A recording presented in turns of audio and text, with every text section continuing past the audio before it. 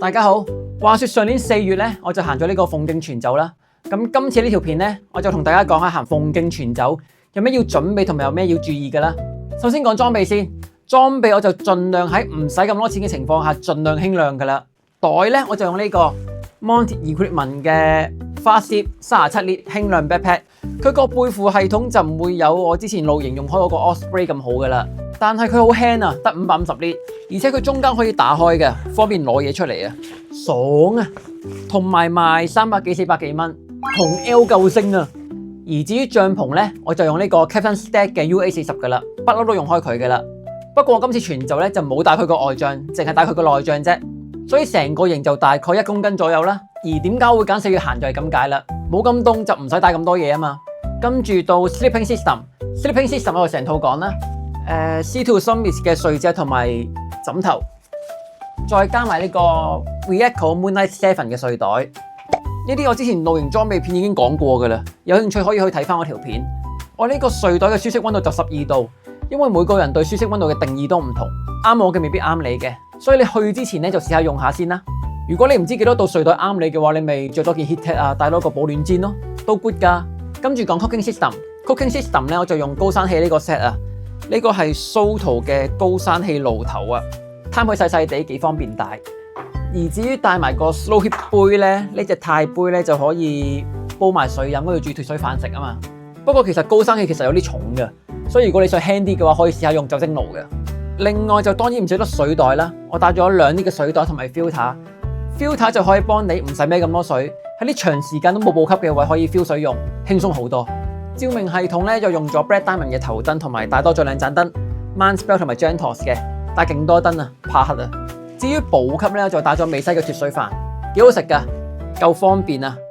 同埋一啲 Energy Gel 啊，同埋 Energy Bar 呢啲嘢 ，GU 或者 SIS 嘅。嗰陣時我去到分流咧，個大髀戚戚地啊，咁就即刻拍咗個防抽筋嘅 gel， 唔知有冇用啦，不過之後都冇抽啦，有備無患啦。同埋如果你第一次食 gel 嘅話，可能會搞肚嘅，所以大家試下先啦。另外就有3合1咖啡啊，同埋帶啲朱古力啊、繽紛樂嗰啲啦。最主要都係喺啲一大段冇補給嘅路食噶啦，因為有得食就梗係食飯啦。同埋行得咁辛苦咧，其實胃口都唔係好大嘅啫。而我每日預咧就2500至3000卡度啦，食正餐就大概食1500至2000卡，其他就靠補給。所以俾大家參考下，當預下呢個量啦。其他臨審嘢就有尿袋啊、叉電線啊。紙巾啊、濕紙巾啊、洗頭水啊、洗面奶啊、康盒康水啊、耳塞嗰啲啦，仲有毛巾，仲有你可以帶行山杖嘅。你有行山杖嘅話，上坡輕鬆好多。不過我冇帶啊，因為我要拍片啊，隻手唔想拎嘢啊，好麻煩啊。好啦，講完裝備啦，就再講行程安排啦。鳳凰徑就全長70公里，總爬升4057米。而大部分人行鳳凰徑全走咧，就揀3日2夜嘅。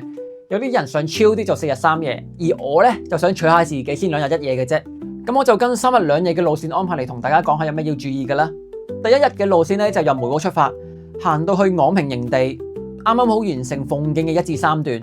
行幾耐就要睇你負重幾多啦。我就孭8公斤，行咗6個半鐘左右啦。官方建議嘅預計時間咧就8個鐘左右嘅，所以如果你想天黑前5、6點到嘅話咧，你就最好10點前就出發啦。呢段路就應該係鳳徑全走最辛苦嗰一段嚟嘅啦，因為你要一次過行晒大東山同埋鳳凰山，無限嘅上落樓梯啊，都幾近下。加上成條路都冇補給位啊，行到去昂坪終點先有啊，所以一定要做好準備。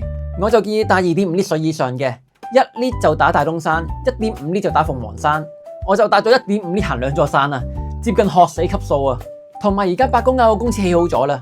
所以如果你有帶 filter 嘅話咧，就可以行完大東山之後喺公廁裝好水，再行鳳凰山，輕鬆好多。所以記住帶 filter 啦，同埋成段路中間冇補給位嘅，所以記住帶少少嘢上去食。落到昂坪再大吃一波，而且嗰度有七仔啊，喺嗰度補給埋都得。而第2日嘅路線咧，就由昂坪出發，行到石壁營地。官方嘅預計時間就10個半鐘左右啦，即係由第4段行到去第8段完。辛苦位就可能係上姜山同埋靈會山嗰一段。不過嗰度個景係幾靚㗎，幾開揚，行得係幾開心嘅嗰度。補給位就大澳，2澳有自助士多嘅，同埋分流嘅士多，可以喺大澳食個晏晝仔先，跟住再去分流嗰啲士多唞唞。不過分流啲士多咧，好少喺閒日開嘅，都係假期先開嘅啫，大家要留意翻。要留意嘅係大澳同埋分流條路咧，好多野狗同埋村狗，野狗就冇乜嘢嘅，不過啲村狗好惡啊，係咁吠，大家睇住啦。同埋鳳徑7段條路咧有少少崎嶇同埋危險啊，所以大家都要小心啲啊。不過上到8段嗰條路咧就好易行，成條都係引水道嚟嘅啫，直去到石壁營地啊。而石壁營地嘅介紹咧就可以睇翻我之前條片，嗰度嘅廁所都算 OK 噶，可以小梳洗一下。而第3日嘅路線咧就由石壁營地直接翻去梅窩噶啦，官方嘅預計時間就8個鐘左右啦，即係由第9段開始直接行到去12段完啊。最辛苦嘅位就應該喺第12段上大牛湖頂嗰度噶啦，因為嗰陣都應該行到最後一段啦，應該行到好攰噶啦，所以行上去都應該幾崩潰下。不過條路都唔算話太難行嘅啫，都 OK 嘅。而補給位咧就喺水口村同埋貝澳嗰度，你由石壁行到去水口村咧都係3個幾鐘頭嘅事嚟嘅啫，所以你可以喺嗰度食個晏晝仔先。然後第10段同埋第11段咧都係引水道石屎路嚟嘅啫，冇乜特別。跟住就完成啦，就完成鳳徑全走啦，恭喜恭喜恭喜恭喜！最後就總結一下啦，以路線嚟講咧，如果你想2日完成嘅話，第1日就由梅窩行到去萬象埔或者牙鷹角營地，之後第2日就行翻去梅窩，咁樣行係幾長噶，大家可以睇翻我鳳徑全走嗰條片。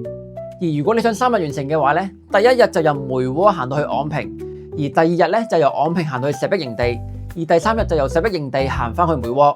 呢個都係大多數人會行鳳徑全走嘅計劃嚟嘅。而如果你想4日完成嘅話咧，第1日我都係推薦由梅窩行到去昂坪，因為昂坪住得舒服啊。而第2日咧，你就可以由昂坪行到去牙鷹角或者煎魚灣營地，你揀啦，冇乜所謂嘅呢個。而第3日咧，你就可以由牙鷹角或者煎魚灣行到去石壁或者羅基灣營地，呢個就你揀啦，因為石壁營地住得舒服啲啊，但係之後嗰日就要行得多啲。而羅基灣咧就住得柒啲，你第2日就行得少啲咯。最後1日就行翻梅窩啦。至於補給嘅位咧，我就 list 晒喺度啦。好啦，介紹就係咁多啦。鳳凰徑咧就喺全走入邊算係比較容易行嘅一條路嚟嘅啦，因為佢距離同埋高度都少啲，而且佢補給位又多啦，又開揚，係幾好行噶。推薦俾啲第一次想試下行全走嘅人行。不過大家就最緊要小心啲啦，安全至上。如果冇乜行夜山經驗嘅人就盡量入黑之前紮營啦。咁大家加油啦！我今日介紹就係咁多啦，我哋下次墨徑再見啦，拜拜你條尾。